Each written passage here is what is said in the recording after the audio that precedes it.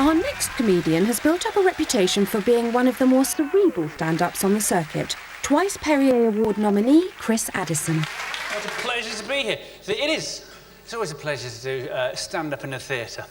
The ultimate middle-class way of enjoying a proletarian art form.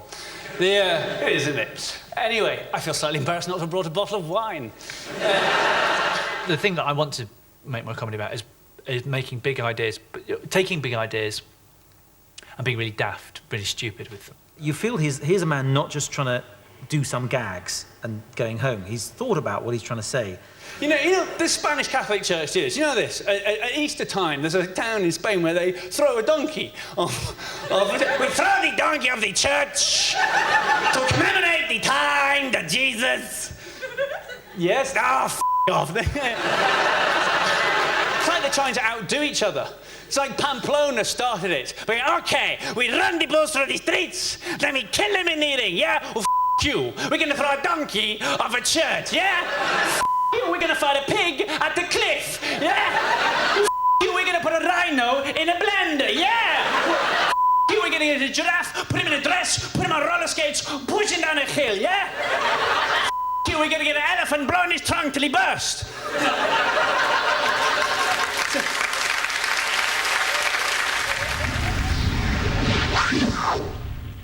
She's a wee Scottish gull, but stands up there and talks big. Rhona Cameron. You sort of know she's not going to take any Rhona. Do you know that 1 in 3 people get cancer now? 1 in 3. Which is why I only ever hang out with people who have cancer.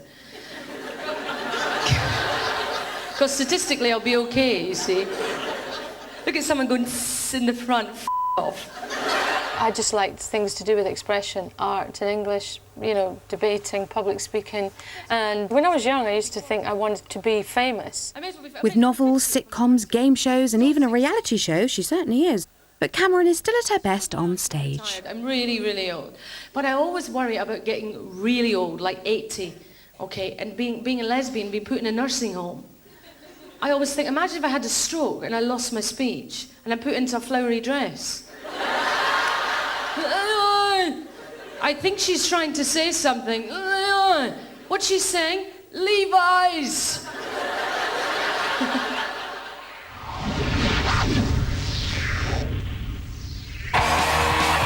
Next up, one of the most respected and revered stand-ups working today.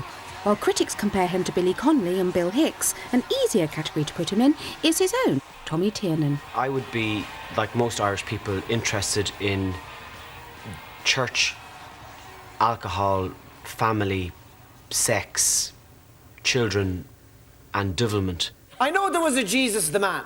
I know there was an actual human being called Jesus. But he's not the Jesus you have in your head. Is he? No.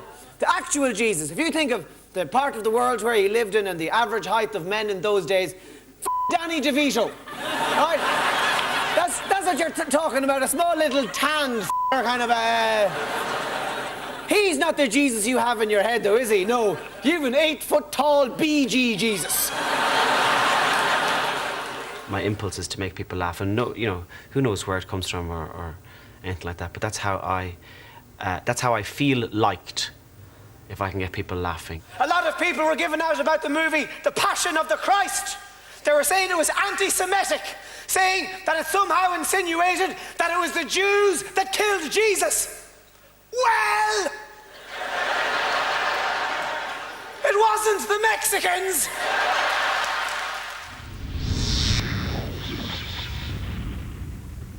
You get these computerised, multi-billion-dollar charities who send you computerised mail-outs into your house to scare the knife out of you. This bloke's had no dinner for a month, Alan. So I didn't know I was cooking for him, I'm sorry. I've never got a roster on it, I don't know. The Red Cross asked me for £15.62. This will buy 5 blood bags in the Sudan. Doesn't even divide by 5.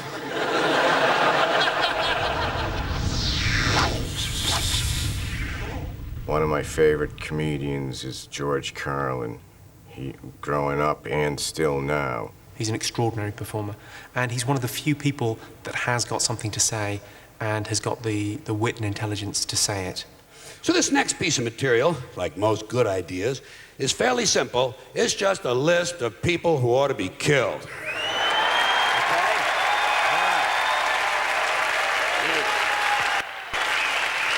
These self-important techno-dicks who walk around with these hands-free telephone headsets and earpieces. Mr. Self-Important doesn't want to be too far from the phone in case Henry Kissinger calls. He's got the Dalai Lama on line 2. I say, hey, spaceman, as long as your hands are free, reach over here and fondle my balls, would you please? A virtual unknown in the UK, George Carlin is revered in America as a hero of the counterculture and master of social commentary. For a little fun, and I can't. He's really sort of tried to make a difference. And I think it's because he came from that kind of 60s beat movement initially and was a radio DJ kind of initially and then got into stand-up through that. He's always been about making a point. Nothing harmful, you know, no threat from that. George Carlin has constantly challenged establishment values and hypocrisies, as in his notorious routine, 7 dirty words you can't say on TV. Ship is tits. And I knew I had ones that could never be said because they didn't mean anything else. There are some words you can say part of the time. Animals are fine on TV, it's all right. I like to tell a story about a cock and a pussy and a beaver and a bitch and an ass. Get him out of here. Get him out of here. Get him out. This man started out as a poet and warm-up act for Billy Bragg. But in 1996, after a UK tour with Jedi Steady Go, a personal interpretation of the Star Wars story, Phil Jupitus became one of the most... You can also use Star Wars to pep up your love life as well. You need a luminous condom.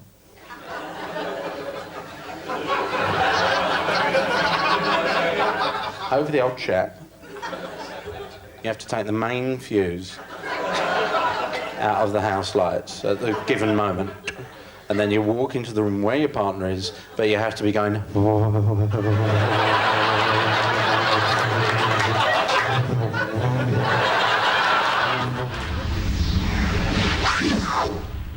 Our next stand-up can claim to hold a unique position on tonight's list. No, I'm in fact the only Iranian comedian in the world, has to be said. I think Omad Djalili is absolutely a superb stand-up. And he embodies, for me, something that the whole of the comedy circuit actually represents, and that is breaking down of cultural barriers. I'm very embarrassed. My government, just 2 weeks ago, they renewed the fatwa on Salman Rushdie. I'm very embarrassed, and I've been asked to say on behalf of all Iranian dyslexics, we want to apologize for the death of Willie Rushton. This was an accident waiting to happen.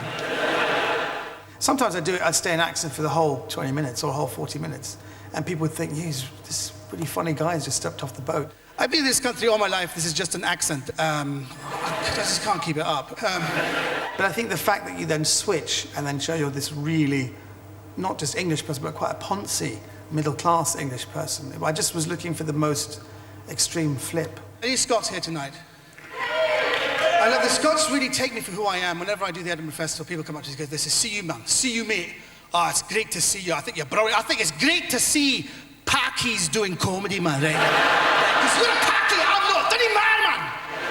I feel such unity. Stay tuned for more insight into how to win over your audience. I used to terrify the shit out of people, but I also made them laugh. Cat, bloody cat, bloody cat!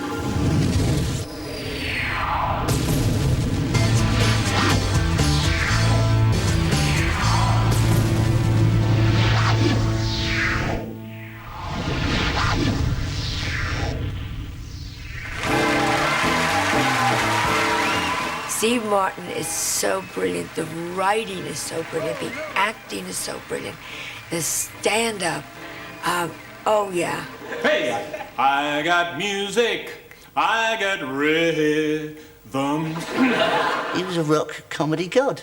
In the 1970s, Steve Martin was the most absurd and zany comedian America had ever seen. Although he claims to have become a stand-up by accident, by the end of the decade he had become the comedy equivalent of Disneyland.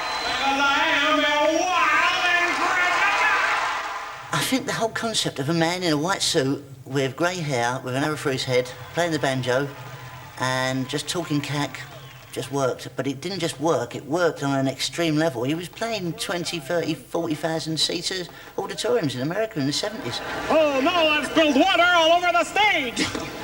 No problem.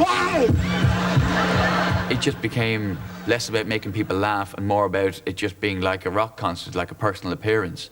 And that's why he just jacked it in. Martin became one of Hollywood's biggest stars, employing the same comic mannerisms that made him such a successful stand-up. About 3 weeks ago, I met a girl, and she was real nice, and she invited me to her apartment, so I went over there. And she had the best pussy I have ever... Oh, now, come on! I'm talking about her cat. Now, that makes me sick right there. Now, you can't say anything anymore that people don't take it dirty, and I'm sorry, that disgusts me. That cat was the best fuck I ever had.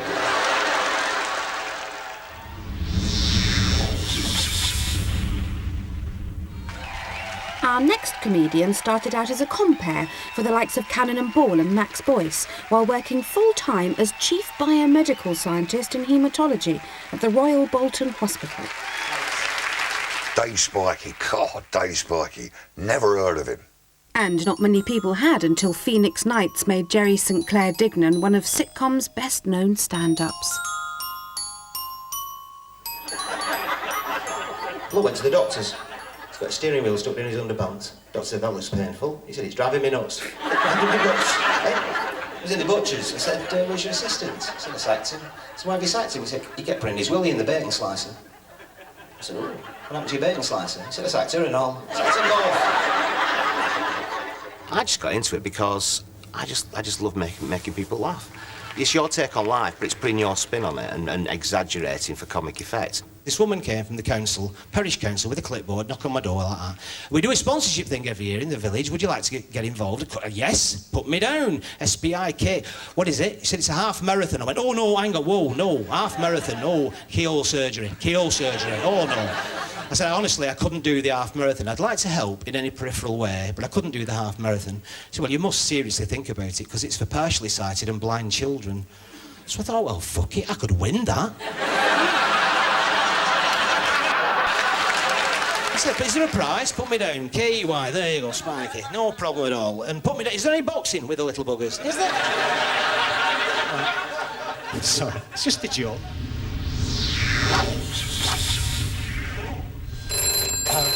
Hello, Julian Clarey, shirts lifted while you wait. Julian Clarey is the queen of camp humour. Since 1983, he's had a number of comic incarnations, from Gillian Pieface to the Joan Collins fan club. And after all these years, he's still standing up. They said it could never be done. They said I'd never be a Bobby on the beat. But quelle surprise, I'm wearing marigold gloves and I've got a truncheon in my pocket. I've only been in the force a couple of weeks and already I'm president of the Shiny Helmet Club. Julian, for me, always just like really pushed it too far. He couldn't quite settle on the sort of acceptable. The only real reason Fanny and I are back on this show is that we haven't yet found our way out of the building. I think it's true to say that I've been spending the last fortnight struggling down passages. In 1993, Clarey pushed a little too hard when at the National Comedy Awards a gag about Norman Lamont and his fist didn't go down very well. After that, he was sort of seen as a bit of a loose cannon who couldn't be trusted. And I really admire that. I think that's great. Can you hear me at the back? You're receiving me at the rear, that's good.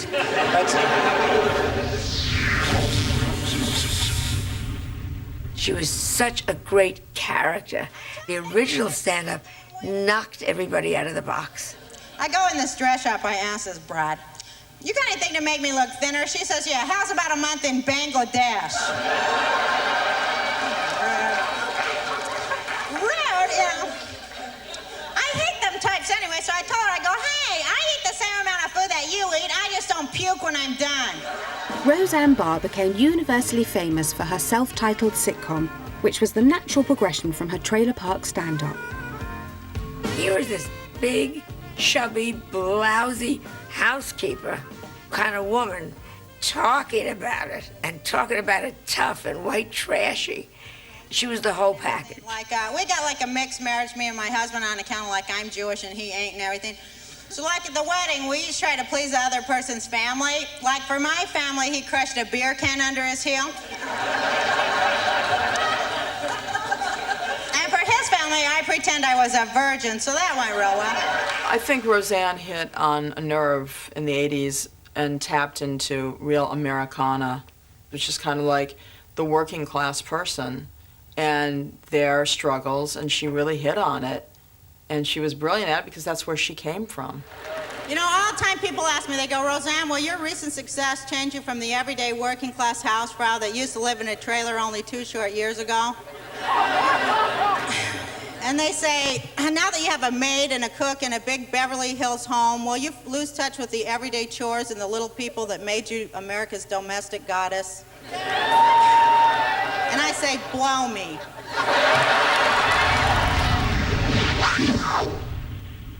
I'm a bit pissed off about that, actually, because my favourite programme is N0.s on the television, which is Blind Date. Big Blind Date fan. I love Blind Date. But I always think the contestants are a bit weird, aren't they? A little bit desperate. You know what I mean? I wonder if they speak like that all the time. If you go up to them in the street and ask them a question like, excuse me, do you know I could buy some coal? Well, if it's a fire you want to start.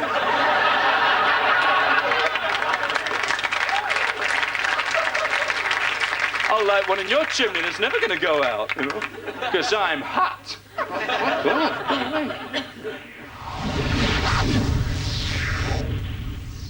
It was always my dream to perform in England. And I was so excited when Bob asked me to do this show. Emo Phillips' first gig in Britain was on the Bob Monkhouse show back in 1986. And from his first few words, it was obvious this was something a little different. I ran 3 miles today. Really? Yeah. Finally, I said, lady, take your purse, you know. He's like the Willy Wonka of comedy. He seems all sweet and lovely and smiley, but underneath, I think there's something slightly darker. I don't really put any rhyme or reason into it. I figure the best way to constantly surprise the audience is to have no idea what I'm going to do myself. The other day, I was pushing the baby through the park, and he's crying because I forgot the pram. While not on TV as often as he once was, Emo is still enormously popular here and in the States. His one-man show in Edinburgh in 2001 sold more tickets than any of the other 600 acts. We have a close family. I was in bed the other night, and I heard my parents in the next room arguing about me. You know how parents will argue, saying stuff like, oh, I told you he'd live.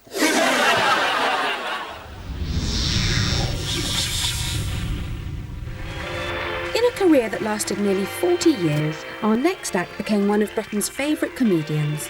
With 15 self-titled TV shows to his name, he was one of a very small number who got his laughs from deliberately performing badly.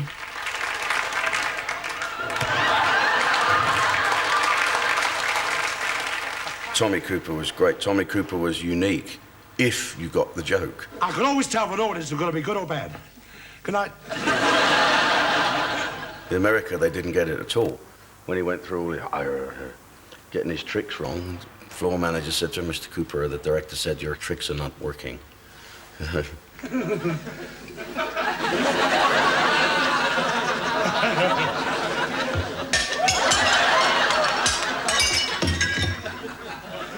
backed a horse today, 20-1.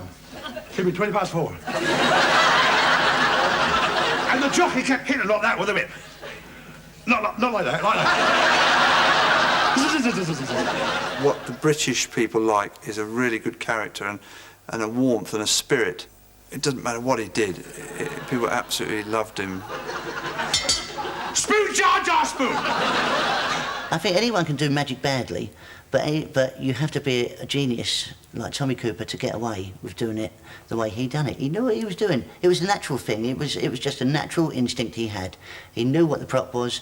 He knew how to get a laugh out of it, and it was funny. He didn't have to do anything with it. You just have to sit and watch the tapes now and go, he was a genius. Stop!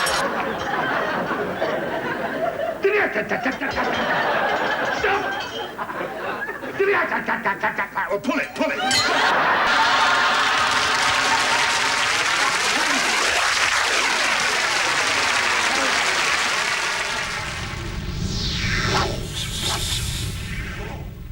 At number 52, Jerry Seinfeld, whose self-titled sitcom made him one of comedy's biggest stars. He used his wry and keen observational skills as a comedian and turned the show into one of America's most successful comedies ever. Still performing today, Jerry continues to use his insightful way of looking at life to make audiences laugh. I think if I was an Olympic athlete, I would rather come in last than win the silver. If you think about it. You know, you win the gold, you feel good. You win the bronze, you think, well, at least I got something. But you win that silver, that's like, congratulations, you almost won. Of all the losers, you came in first of that group. You're the #1 loser. No one lost ahead of you. And they always have that photo finish. You know, the photo finish was always silver, gold. This is the whole race. Gold, silver, bronze, dead last. Greatest guy in the world, never heard of him.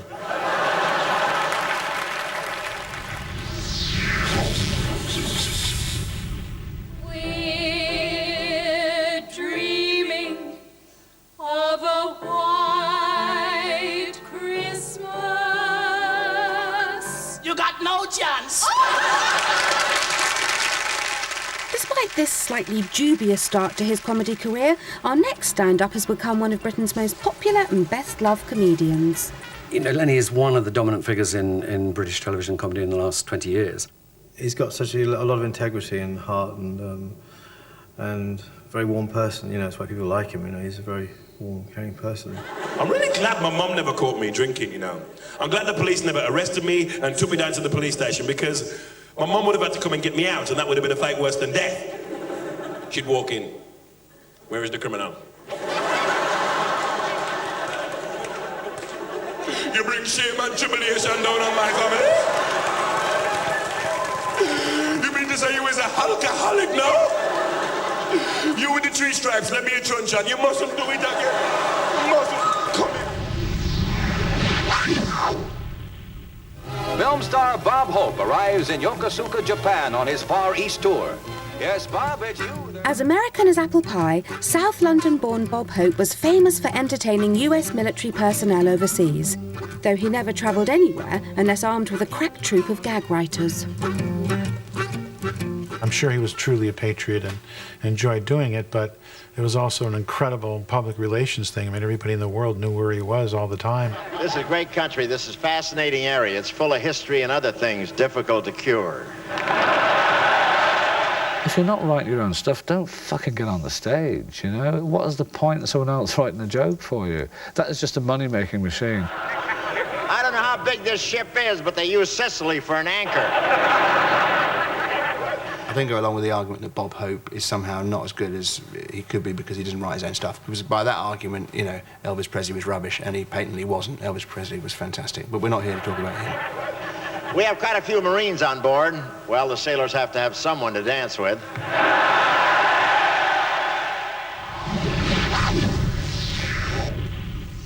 Yes, it is I, Graham Norton, shiny puff off the television. At number 49, it's the acid tongue-in-cheek of Graham Norton, a man whose larger-than-life persona has made him one of Britain's most popular presenters. Graham Norton is gorgeous. He had to be a star. Getting his own show on Channel 4, Norton didn't employ the usual chat show decorum, but instead went for the jugular, or any vein that was throbbing. Oh, hello, I'm Harry Pufter. I love all this Halloween business. There's nothing I like more than cruising around town with wood between my legs. Hoping I won't get blown off too soon. I wonder if I'll ever see pussy again. Probably not. I've heard people tell me, oh, Graham Norton's really sold out. Well, how? Graham's funny on TV. Graham was funny live. Graham's just doing what Graham does. It happens to be really popular. I know it's hard for me to talk about children, because obviously, you know, me, myself, I've never had a child. Had a couple of teenagers, but... 18! 18 teenager! Because let's face it, when you get to my age, the last thing you want to do when you wake up in the morning is iron someone's school uniform. No!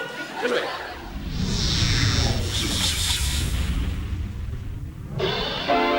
Ken Dodd's career in stand-up has lasted longer than anyone else's on tonight's show. He made his first appearance on our screens in the 1950s, and he's still touring today with his legendary marathon sets. Ken is very well known for doing, 3, 4, 5 hours on stage. You go in at 7 in the evening, you leave the theatre at 1 o'clock in the morning. And he's world famous for doing that. Never worry about the time when you come to one of my shows. Won't do you any good, the doors are locked. And he goes on and on and on. It's not as though he's going down well, he's just fucking weird and he can't move. What a show we've got lined up for tonight, gentlemen. Tonight we've got artists from all the 4 corners of the job centre. We've got an Irish rabbi, Jaime O'Blimey. We've got a Chinese fire eater, Bernie Tongue. A fantastic contortionist, Willie Snappit. Keep going till I find something you like. What he does is really remarkable, because he'll do a joke and you know that what he's doing is he's making assessment, because there it gets a 9 and there it gets a 3. So you can, instinctively he starts to make sure that each bit of the audience is going to a 9 mark. I'm an optimist. No, an optimist, love. It's nothing to do with your eyes. Did you know, Richmond, that 50%, and that's almost half, well, I know I'm not brilliant at figures, but... and neither are a lot of people. Do you know that 5 out of 3 people can't do fractions? And you're not going to believe this morning. I got a £10 rebate from the Inland Revenue. And they said there's plenty more where that came from. If I just remember to tick the right box. Oh, what a... Join us after the break for the good, the bad, the mad and the ugly. You decide. I've made loads of racist remarks and I don't give a f***. I've got a friend whose nickname is Shagger. You might think, that's pretty cool. She doesn't like it.